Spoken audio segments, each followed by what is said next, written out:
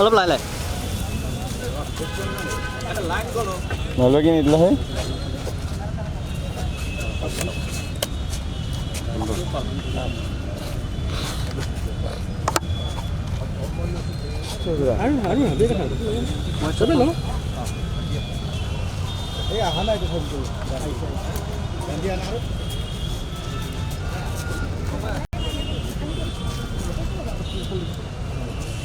অসমীয়া জনতাৰ ওপৰত যিটো অত্যাচাৰ আৰম্ভ কৰিছে অসমৰ মুখ্যমন্ত্ৰীয়ে আপোনাৰ একফালৰ পৰা উচ্ছেদ কৰি এটা জনগোষ্ঠীক টাৰ্গেট কৰি তেখেতসকলক অসমত থাকিবলৈ দিয়া নাই, বাচি থকাৰ অধিকাৰ কাঢ়ি লৈছে, সৰু সৰু ল'ৰা ছোৱালীৰ শিক্ষাৰ অধিকাৰ কাঢ়ি লৈছে, বৃদ্ধ মানুহ তেখেতসকলে তিৰপালৰ তলত বসবাস কৰি আছে, যাবলৈ সকলৰ ঠাই নাই।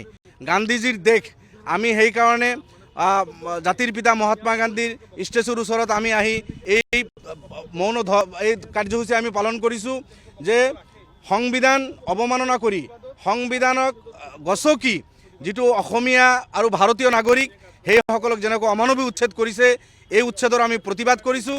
মুখ্যমন্ত্ৰী ডাঙৰীয়া, অমানৱিক উচ্ছেদ বন্ধ কৰক, সংবিধানক সন্মান কৰক, তেখেতে গান্ধীজীৰ দেশত তেখেতৰ এই অত্যাচাৰ তেখেতে বন্ধ কৰক। তাৰ কাৰণে আজি আপোনালোকৰ যোগেদি চৰকাৰৰ আমি দৃষ্টিগোচৰ কৰিছোঁ যে মুখ্যমন্ত্ৰী আপুনি প্ৰতিবাদৰ ভাষা বুজাৰ চেষ্টা কৰক। এই উচ্ছেদিত মানুহৰ কণ কণ ল'ৰা ছোৱালী আজি স্কুলত যাব পৰা নাই, বৃদ্ধ মানুহ আজি চিকিৎসা পোৱা নাই, সেইসকলক বাচি থকাৰ অধিকাৰ দিয়ক, সেইসকলক জীয়াই থকাৰ অধিকাৰ দিয়ক।